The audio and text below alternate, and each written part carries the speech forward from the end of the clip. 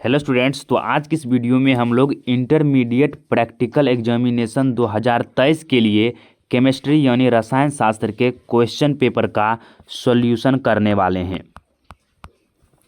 और इस question paper में बहुत सारे स्टूडेंट का डाउट है कि कितने प्रश्नों को बनाना है, तो आपको सिर्फ 3 ही प्रश्नों का आंसर देना है। ये बात आप ध्यान में रख लीजिए।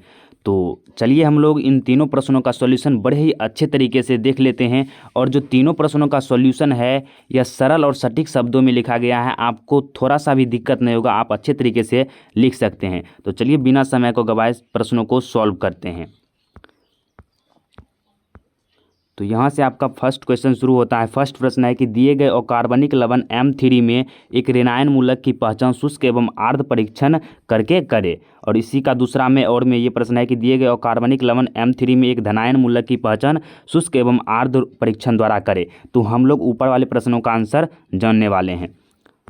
पहला जो सेक्शन खत्म हो गया, उसके बाद दूसरा सेक्शन में आपको इसमें जो है ना दूसरे नंबर का प्रश्नों का सॉल्यूशन मिलने वाला है कि दिए गए M/20 ऑक्जेलिक अम्ल के घोल की मदद से दिए गए केमेनोफोर जो है पोटेशियम परमैंगनेट के घोल की मोलरता आयतनीय विश्लेषण विधि के द्वारा ज्ञात करना। तो इस प्रश्नों का सॉल्यूशन मिलने वाला है। तो ये क्लियर हो गया। दूसरा में आप इसमें एक ही बनाना है सिर्फ आपको। और उसके बाद इसका सॉल्यूशन हम आपको दे चुके हैं तीसरे सेक्शन का, जिसमें बताए थे कि प्रयोगशाला में साबुन का निर्माण कैसे करते हैं। तो 2 प्रश्नों का सॉल्यूशन इसमें मिलने वाला है आपको। तो चलिए दोनों प्रश्नों का सॉल्यूशन देख लेते हैं।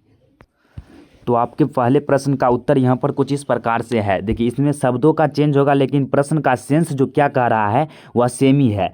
था प्रश्न की लवण में ऋणायन मूलक की गुणात्मक विश्लेषण करना। तो आपको यहाँ पर लिखना है कि गुणात्मक विश्लेषण द्वारा किसी अज्ञात पदार्थ को ज्ञात पदार्थों के मिश्रण के अवयवों को किसी यौगिक या यौगिकों के मिश्रण को उनके स्वभाव एवं गुण का प्रायोगिक अध्ययन कर पहचाना जाता है। प्रत्येक लवण में ऋणायन तथा धनायन की जांच जो है शुष्क एवं आर्द्र परीक्षण के द्वारा करना होता है। तो इसमें शुष्क एवं आर्द्र परीक्षण के द्वारा ऋणायन मूलक की हमें जांच करना है। और जो गुणात्मक विश्लेषण होता है वह निम्न क्रम में हम उसको करते हैं। तो इनके 4 क्रम यहाँ पर दिए गए हैं। पहला मिश्रण का भौतिक गुण हो गया, फिर लवणों की आयनों का शुष्क परीक्षण, फिर लवणों की आयनों का आर्द्र परीक्षण। एक बार शुष्क के साथ करेंगे, उसके बाद आर्द्र के साथ करेंगे, नमी के साथ करेंगे, फिर इंटरफेरिंग रेडिकल्स जांच करेंगे। और यहाँ पर जो है ना दिया गया है ऋणायन की जांच। तो इनमें 3-4 पॉइंट आपको यहाँ पर लिखना है। तो पहले लिखना है आपको इसका प्रयोग। तो एक सूखी परखनली में थोड़ा सा लवण तथा तनु H2SO4 डालते हैं तथा नीड पड़ने पर, यह नीड मतलब ज़रूरत पड़ने पर हम लोग इसे गर्म करते हैं। उसके बाद इसके निरीक्षण में कि फदफदाहट के साथ एक गैस निकलती है जो चूने जल को दुधिया कर देती है तथा जलती जो संठी होता है उसको बुझा देती है। देखिए इसमें कौन सा गैस निकलेगा, CO2 गैस निकला। CO2 गैस ही जो है ना चूने जल को जो है ना दुधिया कर देता है। और जाके अगर CO2 गैस में अगर हम किसी वस्तु में अगर आग लगाए तो हम अगर CO2 गैस वहाँ पर डालते हैं तो वह आग बुझ जाता है। यहाँ पर संठी का चर्चा किया गया। तो निष्कर्ष में CO3 2- गैस निकलती है। उसके बाद दूसरा पॉइंट में लिखना है आपको, सिर्फ इसमें एक पॉइंट इधर प्रयोग में एक ही रहेगा। उसके बाद निरीक्षण में आपको 3-4 पॉइंट लिखना है कि रंगहीन जलती हुई गंधक के समान गंध वाली गैस जो अम्लीय K2Cr2O4 के भींगे हुए पत्र को जो है ना हरा कर देती है। और तीसरा में लिखना है इससे SO3 2- निकलती है गैस। फिर है इसे फेरस सल्फेट के घोल में प्रवाहित करने पर घोल जो है ना काला पड़ जाता है, मतलब उसका रंग काला हो जाता है और NO2- गैस निकलती है। उसके बाद आपको इसका फिगर बनाना है। तो कुछ इस प्रकार से बनाना है, making a loop of platinum wire, और जो है ना क्लीनिंग ऑफ द लूप है। ये दोनों आकृति को बना देना है। उसके बाद देखिए नेक्स्ट है, यहाँ पर यही है कंप्लीट ट्रांसपेरेंट वीड है। उसके बाद जो यहाँ पर आपको बर्नर दिखाया गया है, 2 बर्नर को लिया गया है और ये ऑक्सीडाइजिंग फ्लेम है यहाँ पर। और जो ये वाला जो है यहाँ पर ये रिड्यूसिंग फ्लेम है। यहाँ पर देख सकते हैं ये रिड्यूसिंग फ्लेम है। उसके बाद जो है ना बोरॉक्स बेड टेस्ट यहाँ पर आपको लिख देना है। और उसके बाद इसके लास्ट में जो है 2 फिगर बनाना है आपको इस प्रकार से कि जो ये डाइवर्टेड फ्लेम है इसको मोड़ दिया गया है, और हीटिंग इन रिड्यूसिंग फ्लेम, जब रिड्यूसिंग फ्लेम को हीट किया जाता है। और यहाँ पर 2 परख नली लिया गया है, और इसमें जो है ना Na2CO3 + H2SO4 का घोल डाला हुआ है। और जब ये अभिक्रिया करता है तो इससे CO2 गैस निकलकर ये चूना जल में जाता है। चूना जल में जाता है तो इसको उजला कर दुधिया कर देता है। तो इस तरह के फिगर आपको दर्शा देना है, और उसके बाद लास्ट में वही बात है जो आपको यहाँ पर फिगर के माध्यम से बता देना है।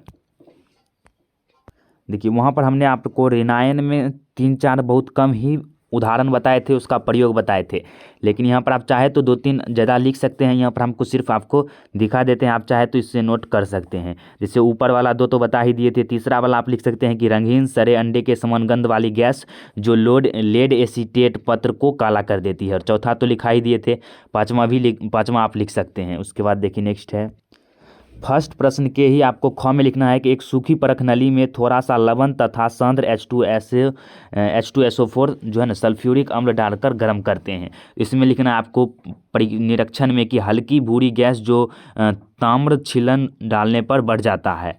ताम्र छिलन मतलब क्या समझते हैं, जो तांबा का होता है उसी का टुकड़ा। फिर लवण को HNO3 जो है नाइट्रिक अम्ल में घोल कर सिल्वर नाइट्रेट का घोल डालने पर श्वेत अवक्षेप प्राप्त होता है जो NH4OH में घुलनशील है। इसमें NO3 निकलेगा और इसमें Cl-।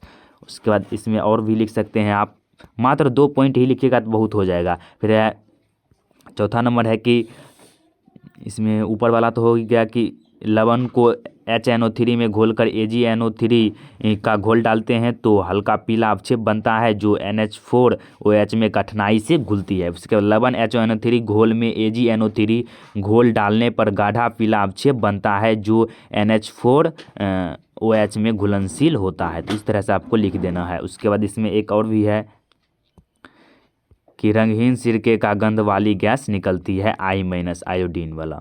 उसके बाद CH3COCOO-।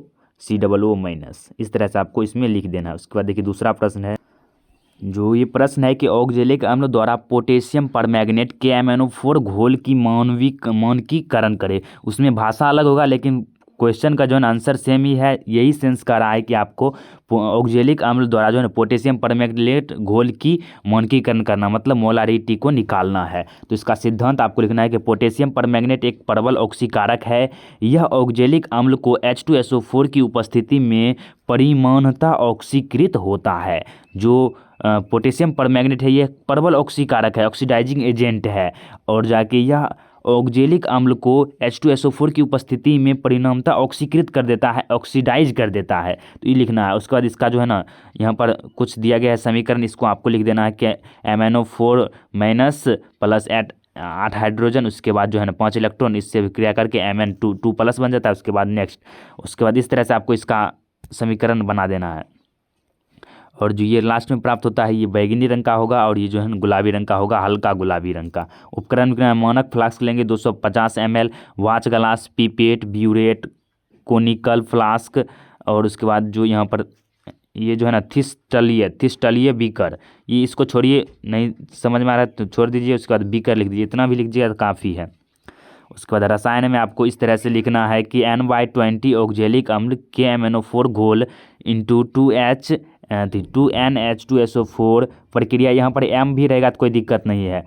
तो इस तरह से लिखना। फिर प्रक्रिया में स्वच्छ कोनिकल फ्लास्क में 25 ml N/10 या M/10 ऑक्जेलिक अम्ल लेकर उसमें ब्यूरेट से भरे निश्चित आयतन के KMnO4 घोल बूंद बूंद कर डालते हैं जब तक कि रंग हल्का गुलाबी यानी पूर्ण उदासीकरण हो जाए। तब जो है ब्यूरेट से निकले KMnO4 घोल को आयतन अंकित कर लेते हैं उसका। उसके बाद है उसी प्रकार से आगे आपको लिख देना है कि इस प्रक्रिया को कम से कम 3 बार हम करके KMnO4 घोल का औसत आयतन ज्ञात करते हैं। उसका जो है परीक्षण सारणी आपको कुछ इस प्रकार से बना लेना है। उसके बाद इसके गणना को आपको कुछ इस तरह से इसका बना लेना है, और इसका सूत्र जो होता है S1 × V1 = S2 × V2, इससे आपको S1 का वैल्यू निकाल लेना है।